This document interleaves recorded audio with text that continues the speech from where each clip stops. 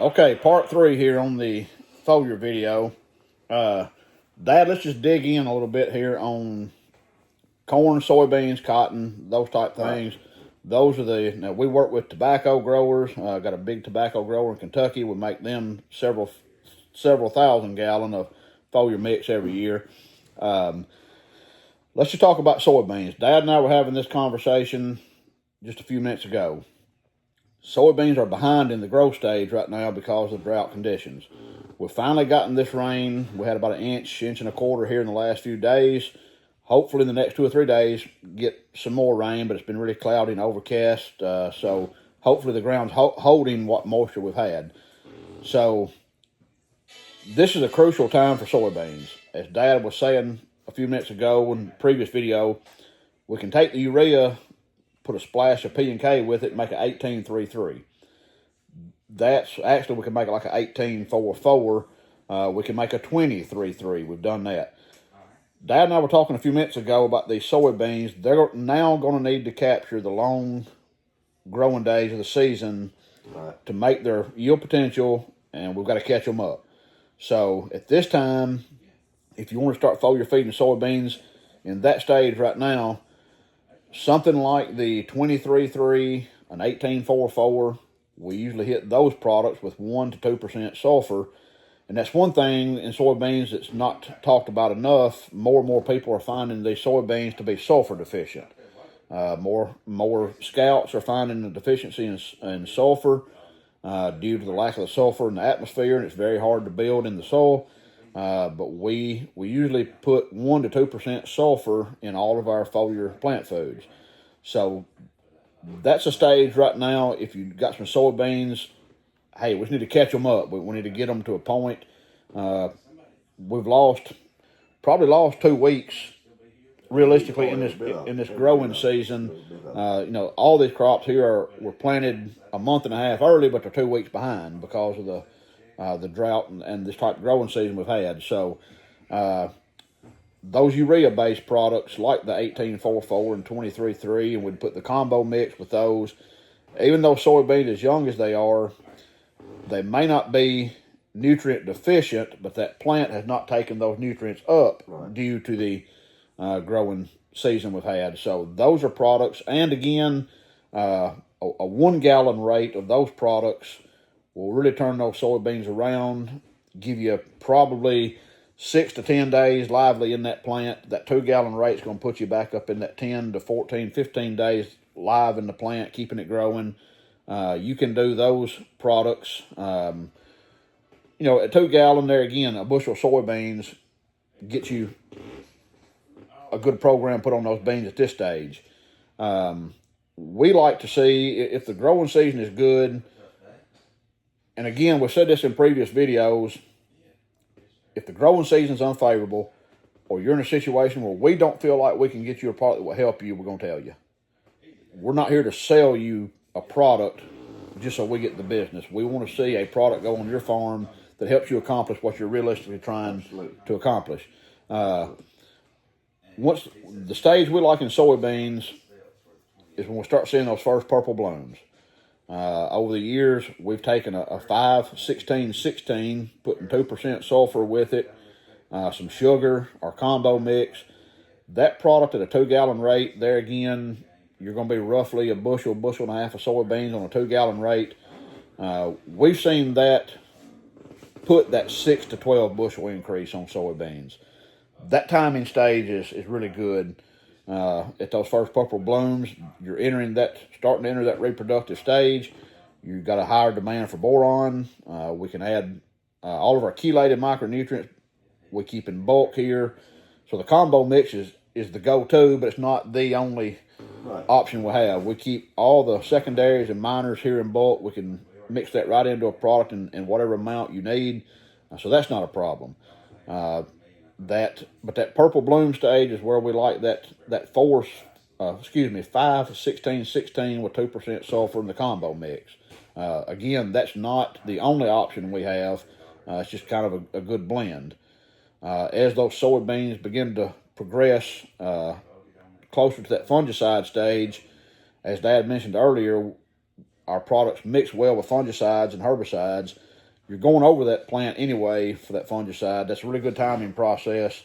And you're at a critical stage where you're starting to set grain quality, your pod set, those type things. That's a critical stage in that plant's life. Dad mentioned the potassium carbonate. That's a good product at that stage. That and boron and still some sulfur at that stage. Our 31818 and the potassium carbonate, which is a 30% potassium product. We like to see a gallon to 2 gallon put on at that stage of the plant. And a lot of people this year, Dad, we've seen this farming economy and the grain market we're in, inputs have really gotten out of line. Everybody's made some adjustments somewhere. People have cut the amount of fertilizer they put on soybeans especially. Soybeans have always been known as a scavenger, pick up what's left there from crops before it. But the foliar applications for a few dollars per acre can put those bushels back on where you may have left off on the front end on the fertilizer. It's a really good option to recover that crop. Corn, most of our corn here in West Tennessee is now we're on up most everything, even in the bottoms, everything's planted. A lot of corn here is on up. I've seen some yesterday shoulder high. I'm 5'7". Saw some corn yesterday about shoulder high. On that corn though, we do make a great product if they're going to put anything on it pre-tassel. Right. With the fungicide, we've got a great product for that. Yeah, I was going to talk about that a little bit, but some of this corn that's coming on now, we've seen a lot of research where 1 gallon of 918-9 or 318-18 can put as much as 10 bushel on that corn. Right. We talked about that in an earlier video on corn production. The corn yield potential is set within 60 days of emergence. And putting 1 to 2 gallon on that corn at that stage. But we're a lot past that stage for the most part here. But Dad mixed a product last year for a local guy here in Obion County flying a fungicide on corn. I believe we mixed a 12-0-12. I think that's right. Boron and combo. Put boron and a combo mix with it. That customer had some really good results with that. Fungicide period on corn. A lot of people want to come back and put some nitrogen through some pivots or fly some extra nitrogen on at that time. But from what we've seen with the corn, if you're flying a fungicide on, putting especially some potassium and boron on that corn, and it has been responsive to the foliar nitrogen at that stage. So those are extra options we have. Cotton, that's another plant, Dad, that's very responsive to foliar. Potassium on cotton. Of course, we've used the liquid urea liquor on cotton off and on a lot over the years. But the biggest, probably the missing link, the weakest link in the chain on cotton is potassium in West Tennessee. Our West Tennessee soils don't hold potassium real well, low ECs, and getting that potassium in there and keeping that plant producing longer. And I was reading some research, and we're right on target. The 2 gallon of our 0030, the mix that we put together on cotton, is going to give you about 6.5 pounds of potassium.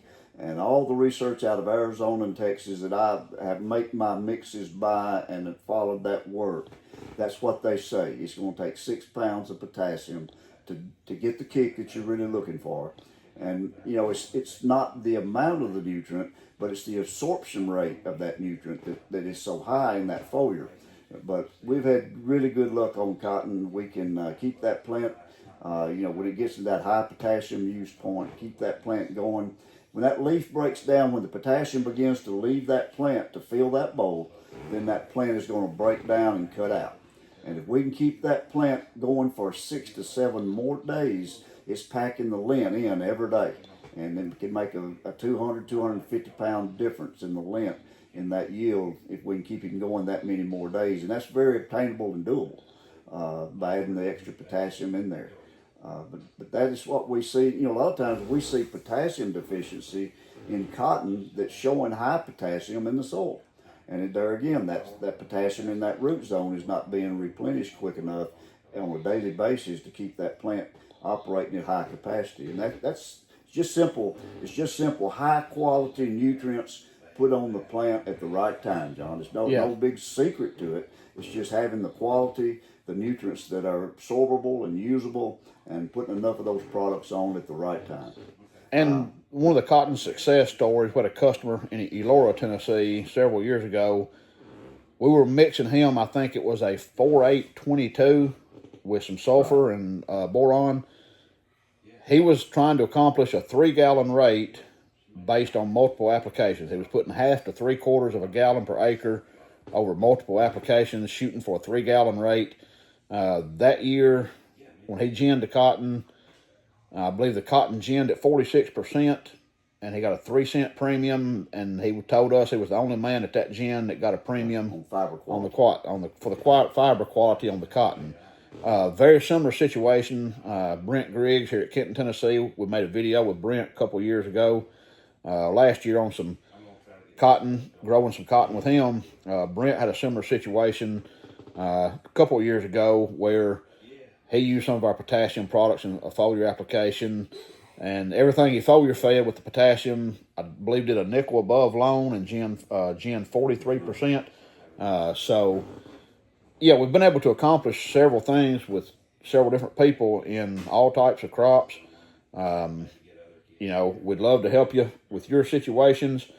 Dad, anything else you want to add? No, the tissue test is very important.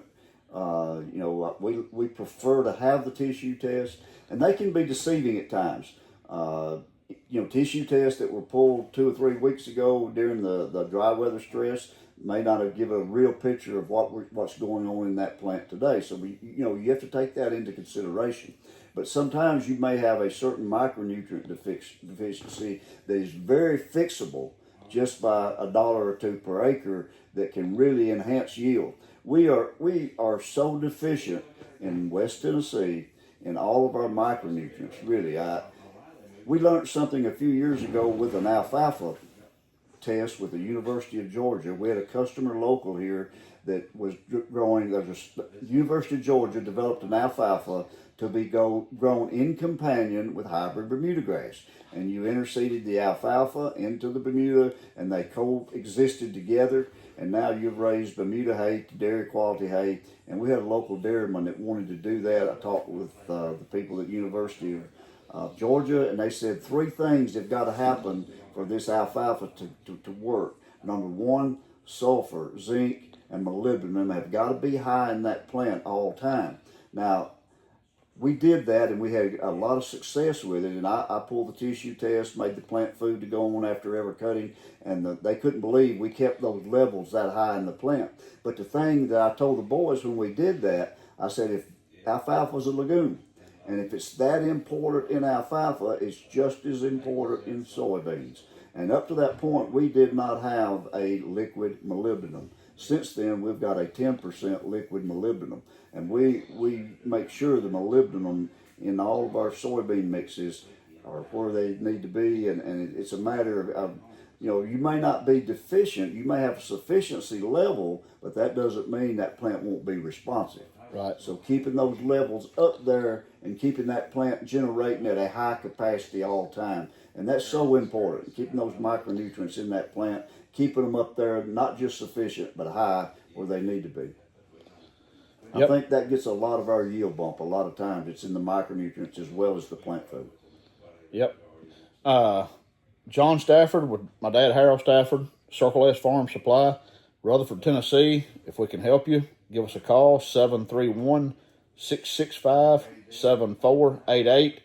Our focus since 1974 has been quality products and helping the customer succeed. As I said earlier, if we can't sell you a product that we really believe will help you, we don't want to sell it to you.